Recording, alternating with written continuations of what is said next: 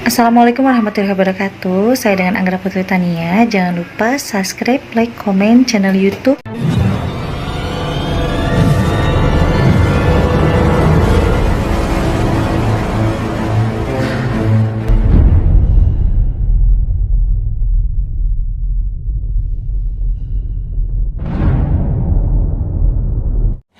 Mungkin di Islam ini ada beberapa organisasi atau yang disebut dengan keyakinan. Ada yang disebut dengan NU, ada yang disebut dengan Persis, ada yang disebut dengan Muhammadiyah. Nah, tiga organisasi tersebut tetap tujuannya satu, hanya kepada Allah Subhanahu wa taala. Para pendiri NU, pendiri Muhammadiyah dan pendiri Persis di atasnya itu bersama, tidak pernah saling menjatuhkan. Nah, jikalau ada yang menjatuhkan satu sama lain, yang memang mempermasalahkan tentang keyakinan masing-masing, berarti itu bisa dikatakan golongan piis kalau di dalam agama Islam, yaitu golongan manusia setengah setan yang memang memandang semua orang itu jelek menurut mereka dan menganggap dirinya itu benar. Kalau di dalam negara bisa dikatakan itu termasuk golongan orang fitnah, karena memfitnah satu sama lain dengan belum melihat oleh mata kepala sendiri, itu bisa dikatakan ahli fitnah dan ahli pembohong. Jadi di sini kita hargai pembesar dan pendiri agama dan organisasi kita masing-masing. Pembesar NU baik kepada sesama, pembesar Persis pun sama, saling menghargai. Pembesar Muhammadiyah pun juga sama, saling menghormati. Karena sesungguhnya di dalam agama Islam, baik itu organisasi apapun, patokan mujizatnya adalah Al-Quran. Apakah ada di dalam Al-Quran pembedaan? Tidak ada.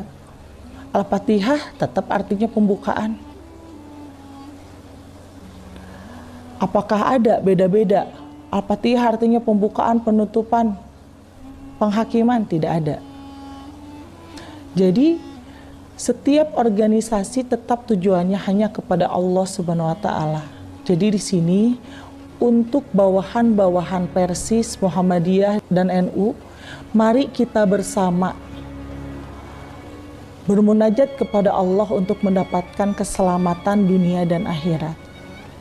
Tidak usah mengurusi satu sama lain, karena sesungguhnya hari penghakiman itu hanyalah Allah yang punya, bukan NU, bukan Muhammadiyah, dan juga bukan Persis.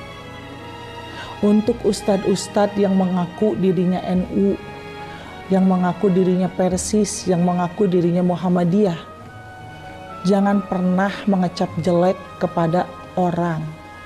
Belum tentu yang kalian cap jelek itu sesuai dengan apa yang kalian pikirkan. Justru di sini kalian harus bisa berintrospeksi diri, bermuhasabah diri, supaya kalian menjadi tokoh dan panutan orang lain, orang banyak. Kalau kita selalu menjas jelek kepada orang dengan dikemukakan di depan umum, berarti kalianlah yang paling hina. Justru kalau kita menyebarkan kebaikan kepada semua orang dan saling menghormati, menghargai sesama, berarti kalian adalah orang yang hebat, orang yang mendapatkan ridho dan rahmatnya dari Allah Subhanahu wa taala. Pentingnya orang Islam bermadhab karena supaya ada pertanggungjawabannya. Tetapi itu jangan sampai disalahartikan dengan kita bermadhab kepada Imam Syafi'i, Imam Hanafi, Imam Hambali contohnya. Boleh kita melakukan apapun itu, karena tenang aja, penanggung jawabnya ada kok, imam-imam besar sesuai keyakinan masing-masing. Itu salah besar. Yang dipertanggungjawabkan oleh imam besar, yaitu jikalau kita bermadhab secara baik, secara benar, akan dipertanggungjawabkan mendapatkan kemudahan untuk mendapatkan hal terbaik di dalam akhirat. Tetapi kalau misalkan orang yang mengaku bermadhab tetapi tidak sesuai dengan ajaran imam-imam besar kita, jelas dosanya ditanggung oleh mereka masing-masing, bukan ditanggung oleh imam. Karena pertanggungjawaban imam besar itu adalah pertanggungjawaban baik untuk bekal di akhirat, bukan pertanggungjawaban buruk atas dosa-dosa yang melakukannya. Jadi siapapun yang melakukan dosa, walaupun orang itu bermadhab dengan salah menggunakan, tidak sesuai dengan syariat Islam, ya jelas itu akan membawa dosanya masing-masing. Karena sesungguhnya dosa itu akan dipanggul oleh orang yang melakukan dosa, bukan berarti ditanggung oleh ibu bapak ataupun juga oleh imam besar. Imam-imam besar yang tadi saya sebutkan, baik itu Imam Syafi'i, Imam Hambali, Imam Hanafi, itu semua imam yang sangat luar biasa, yang menjadi kekasih Allah karena beliau mengajarkan tentang kebaikan kepada setiap semua umatnya. Tetapi pernah ada kekacauan pada saat imam-imam besar kita masih hidup. Di situ datang seorang yang mengaku dirinya nabi, yang disebut dengan Imam Arifin. Imam Arifin, beliau adalah golongan ajaran dari Wahabi yang selalu mengaku-ngaku bahwa dia itu adalah NU, bahwa dia itu adalah Persis, bahwa dia itu Muhammadiyah. Tetapi dia bisa memutarbalikkan fakta kebaikan menjadi keburukan dan bisa membelokkan akidah umatnya.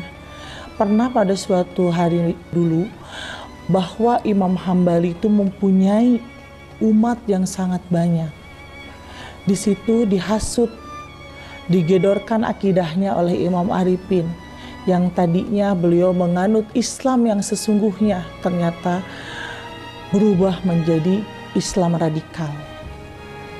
Islam radikal selalu mengajarkan ujaran kebencian terhadap umat-umatnya, dengan seolah-olah bahwa ajarannya dialah yang benar, ajaran orang lain itu tidak benar. Padahal ajaran yang benar, yang sesungguhnya sesuai yang ada di dalam Quran surat Al-Imran, surat Al-Baqarah, itu adalah ajaran tentang kasih sayang, mengasihi, menyayangi, mengayomi.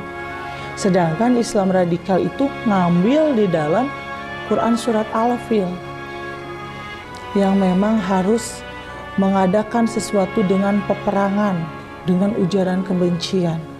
Padahal tentang di dalam Quran surat Al-Fil itu bukan seperti itu. Itu zaman dulu, waktu zaman perang.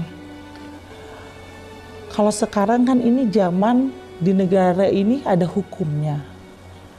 Nah, ini bukan hukum adat, sekarang ini adalah hukum yang berlaku. Siapapun yang melakukan kesalahan itu pasti akan mendapatkan balasannya baik di dunia ataupun di akhirat. Jadi Islam radikal sekarang ini lebih banyak dianut oleh orang-orang yang ada di pesisian. Karena mungkin dengan kurangnya pengetahuan, di situ sangat mudah untuk diprovokasi. Makanya di sini untuk kalian semua sahabat IMP harus bisa lebih bijak dalam mendengar apapun yang masuk ke dalam telinga kita. Kita filter. Setelah kita filter, baru kita kemukakan. Yang jelas kemukakanlah kebaikan, jauhilah kejelekan dan keburukan. Mungkin cukup sekian bahasan kali ini. Insya Allah ke depannya saya akan bahas lagi tema yang menarik. Assalamualaikum warahmatullahi wabarakatuh.